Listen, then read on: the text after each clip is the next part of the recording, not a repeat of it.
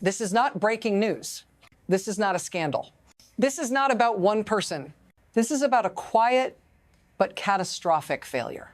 A failure at the very heart of the system that was designed to protect us, a system that now stands on the edge of collapse, not because of a single incident, but because the cracks in the foundation have been ignored for far too long. When power is unchecked, when it is protected from the consequences of its actions, the result is not chaos, it's something far worse. It's a slow, grinding breakdown, where the institutions that were meant to preserve stability become the tools of destruction. And right now, we are watching that happen. Not in the distant future, not in some far-off crisis, but in real time. The system is failing, and it is failing because someone at the very top is choosing to fight it instead of working with it. This is not about Trump. This is not about the impeachment vote. This is about what happens when the system itself is at war with itself.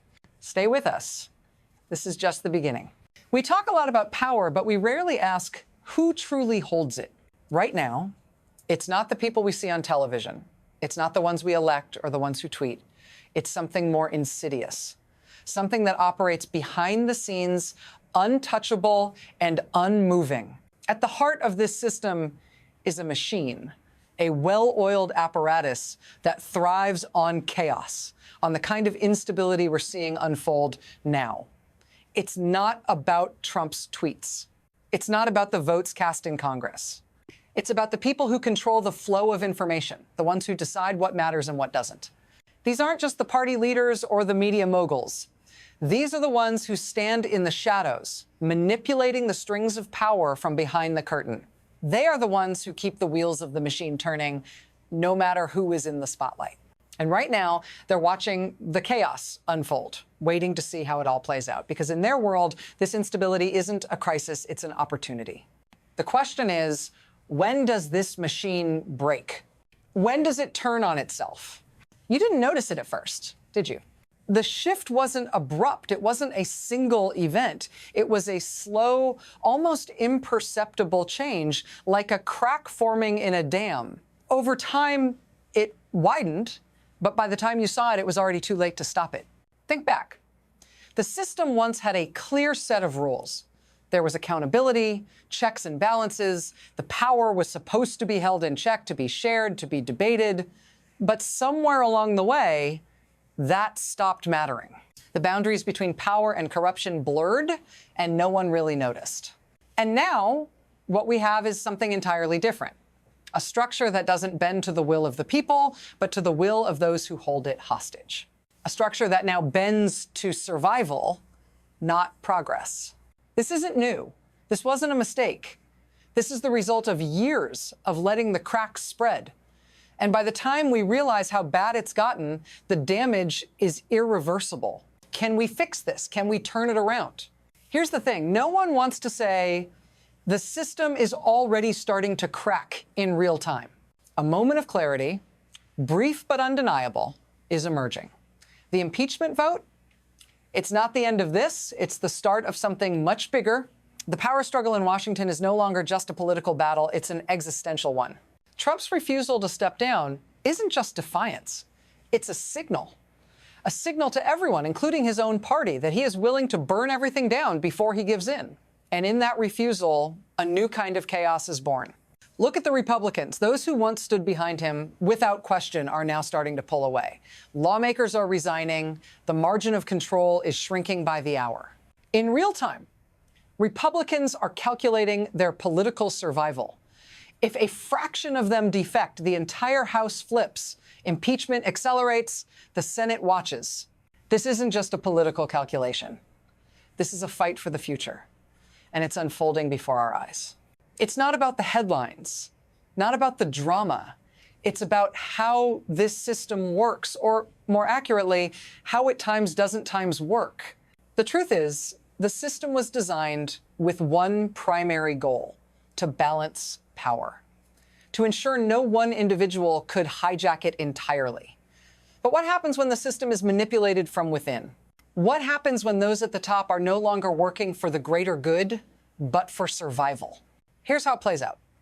Trump's refusal to step down puts Republicans in an impossible position. If they oppose him, they risk losing everything, their seats, their power, their careers. And if they stay loyal to him, they jeopardize their party's future, the very thing they claim to protect. So who benefits from this? Not the public, not the voters. It's the few at the top. They thrive in the chaos, feeding off the confusion, because in confusion, there is control. Trump's defiance isn't just a political move. It's a test to see how far the system can bend before it breaks. It's happening faster than anyone thought. The pressure is building, and the consequences are becoming impossible to ignore. Lawmakers who once stood behind Trump are now jumping ship, afraid of the storm he's created. This isn't just a minor fracture. This is a crisis in motion. Republican leaders, once secure in their hold, are now scrambling. With every resignation, with every defection, the GOP's grip on power weakens.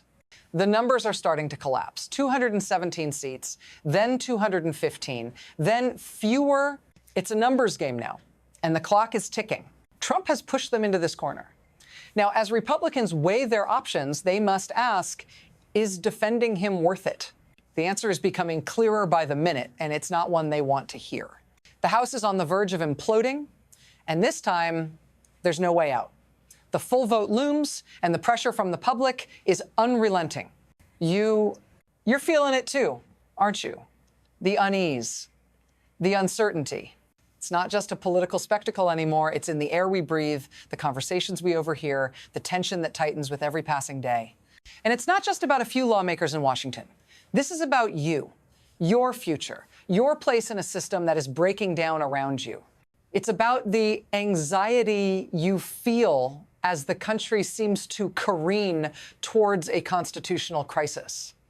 The violence, the protests, the anger that's spilling into the streets. You know, it's more than just political theater. These aren't just demonstrations. These are mass mobilizations, the kind that don't just simmer, they boil over. They create a pressure that no institution, no leader can ignore. The system is fracturing because it's failing the people, and you feel that failure, don't you? The system was supposed to protect you, but now it feels like it's working against you. This is no longer just a local crisis. The instability isn't confined to the borders of Washington, D.C. It's spreading, reaching beyond the Capitol, beyond the United States. Other nations are watching closely, waiting for signs of weakness, signs of fracture. Because when the foundations of a country like the United States begin to crumble, the ripple effect doesn't just impact one nation, it shifts the global balance. Alliances shake, markets react, adversaries wait, poised for any sign of vulnerability. The world is watching how this plays out. And they're not just passive observers, they are active participants in this game of brinkmanship. As we continue to unravel internally, the external consequences become clearer. What happens in Washington doesn't stay in Washington. It affects global security, it affects international trade, it affects the trust we've built or destroyed over decades. The question is, can the system handle the pressure, or is the fracture too deep? We are at a crossroads, and the choices we make in the coming days will define the future. 3 paths lie ahead, but none of them offer certainty. The first path is time's adjustment, asterisk. A hard reset, where the system realigns, recalibrates, and finds a way to function again. But for that to happen, significant change must occur. The pressure must be released. The fractures must be healed. Can that be done? Maybe, but it will take a collective effort that seems increasingly unlikely. The second path is time's erosion, asterisk. A slow but steady collapse where the system weakens bit by bit until it becomes something unrecognizable. Power continues to shift, but in unpredictable ways. Laws are broken, norms ignored, and the fabric of governance frays.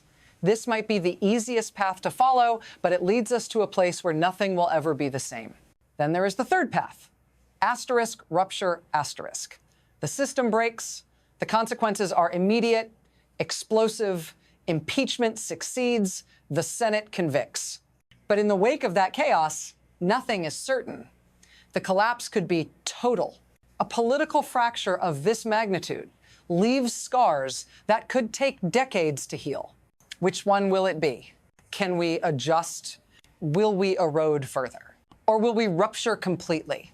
This isn't over. The vote in the House is just a step. The Senate trial is just a stage.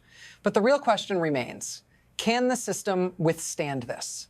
Can it survive the weight of one man's refusal to step aside?